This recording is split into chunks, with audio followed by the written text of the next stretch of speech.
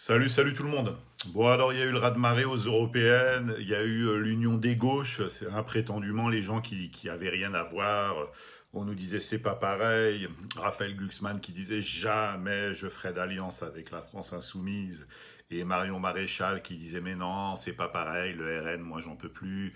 Ciotti qui disait de la même manière que jamais il ferait la moindre alliance avec le RN. Bon voilà, on sait que ces gens-là n'ont pas de parole. On sait que ce sont des opportunistes, ce sont des gens qui ne pensent qu'à eux. Quand ils sont arrivés en minorité dans leur circonscription, bah, ils ont misé sécurité, hein. Ils ont voulu créer des alliances pour éviter qu'on leur mette des bâtons dans les roues.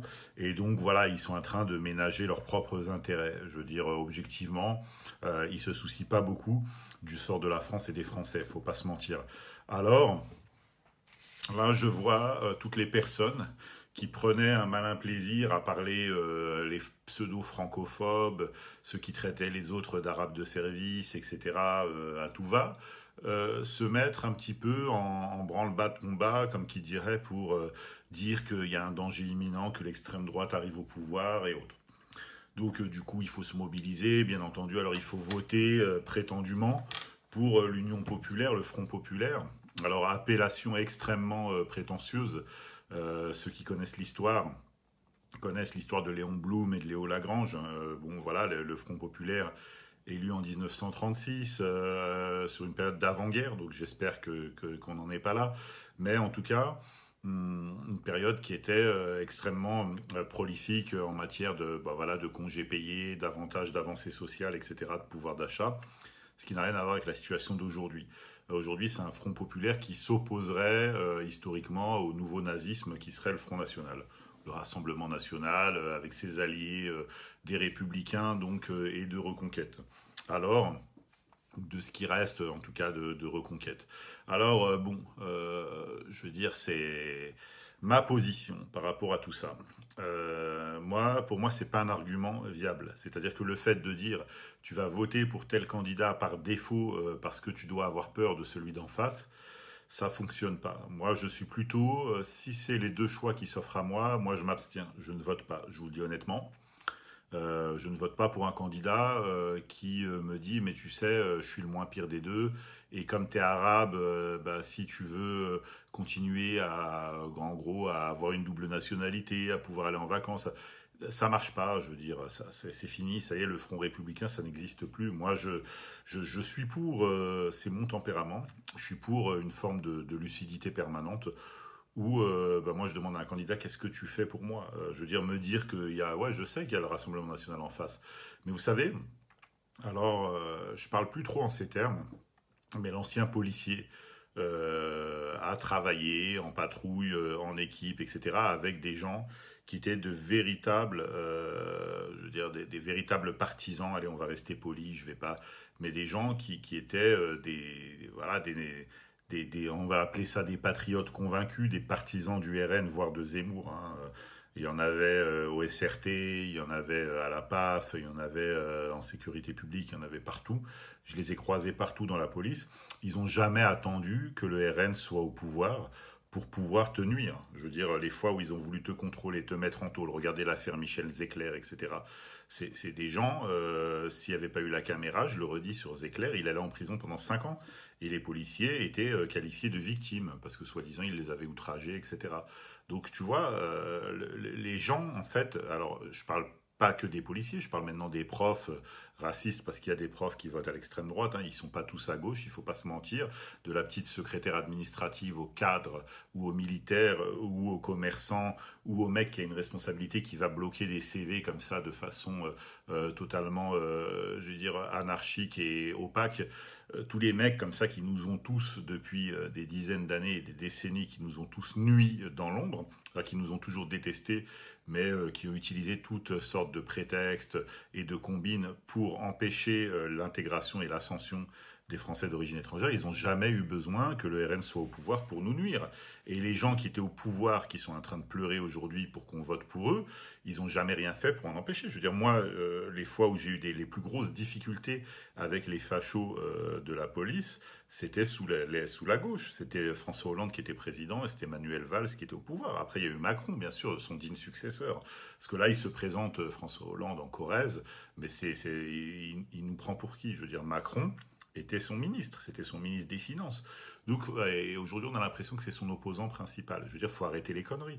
Donc moi, un député, bon, j'ai eu là des sollicitations, on m'a dit ouais, tiens, il y a un tel ou une telle qui se présente, est-ce que tu veux venir au meeting de lancement de campagne, etc. Je dis, je viens nulle part. Je ne sais pas si j'ai une image positive, bénéfique ou pas auprès de certains électeurs, mais moi, voilà, je me mets personne à dos et si tu m'expliques pas clairement ce que tu vas faire pour moi et pour nous, je veux dire, par extension, moi, ça m'intéresse pas. Je veux dire, honnêtement, le RN arrive au pouvoir, bah, Psahatoum, ils vont faire quoi, honnêtement? Ils peuvent pas vous retirer une nationalité. C'est pour ça que Sébastien Chenu, il est revenu sur ses propos, c'est pour pas se faire cartonner par les juristes et les constitutionnalistes, parce que c'est pas possible.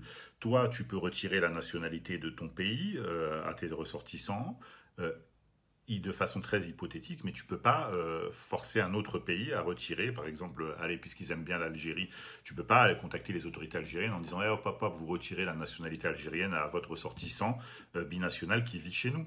Et de la même manière, tu peux pas retirer la nationalité française à un ressortissant français. Il y a des conditions qui encadrent les retraits de nationalité. Elles sont extrêmement claires. C'est en cas d'intelligence avec une puissance étrangère ou d'atteinte à la sûreté de l'État pour des personnes qui ont obtenu la nationalité française par décret dans les 10 ans qui précèdent justement la procédure de retrait. C'est-à-dire qu'après 10 ans, même Ben Laden, il reste français, tu ne peux pas toucher sa nationalité. Tu vois ce que je veux dire? Donc du coup, je veux dire, faut arrêter de raconter des conneries.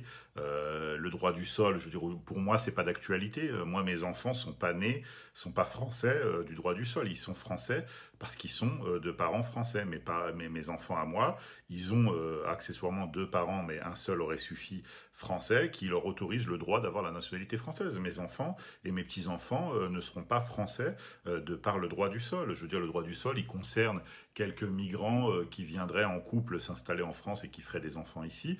Mais même si un migrant afghan qui arrive à la porte de la chapelle rencontre une Française et qui fait un enfant avec, l'enfant sera français parce que sa mère sera française. Tu vois, c'est pas le droit du sol aujourd'hui qui est déterminant dans le processus d'immigration, dans ce qui gêne les électeurs du Rassemblement national. Donc bon, après, pour ce qui est de la gauche, c'est compliqué, bon, parce que moi je vois qu'il y a des circos où vous allez avoir deux candidats de gauche, c'est-à-dire un qui sera autodéterminé et puis un autre qui sera investi par le Front Populaire.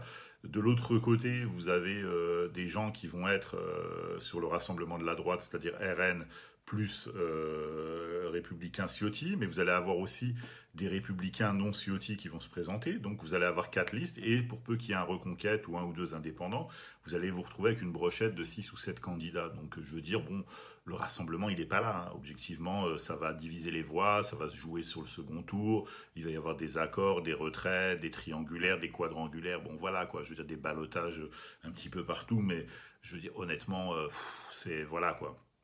Pour moi, il n'y a pas mort d'homme.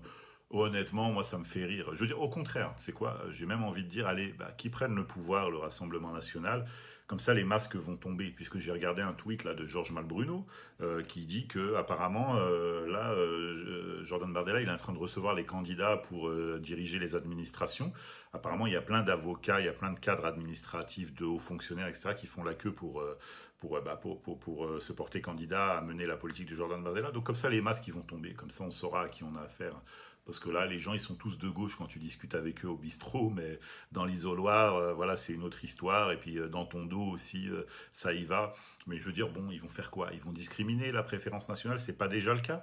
Ils sont en train de virer une partie des Arabes, des Noirs, des professions de sécurité, de la police. Regardez le mec qui a dit qu'il faisait la prière, là, qui avait une tache sur le front.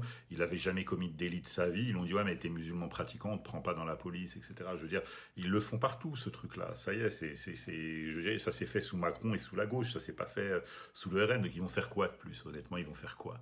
Je veux dire, bon, moi, voilà, ça m'empêche pas de dormir. J'irai pas les soutenir, Mais honnêtement, pour moi, c'est pas un argument valable. Là, je vois les footballeurs, les comiques qui commencent à dire ouais, les nazis, les nouveaux nazis. Mais arrêtez, la communauté juive, ils votent en majorité pour le RN, Klarsfeld, Goldnadel, etc. Ils l'ont dit d'une façon un peu détournée. Si j'ai le choix entre les filles et RN, je vote RN. Donc, il n'y a pas de nazis dans l'histoire. C'est vous les victimes, parce que vous avez toujours été des victimes. Et voilà, c'est tout. Donc, moi, bon, comme je dis, moi, je suis plutôt là sur voilà, sauf preuve contraire, sur de l'abstentionnisme. Allez, bonne soirée à tous. Salut.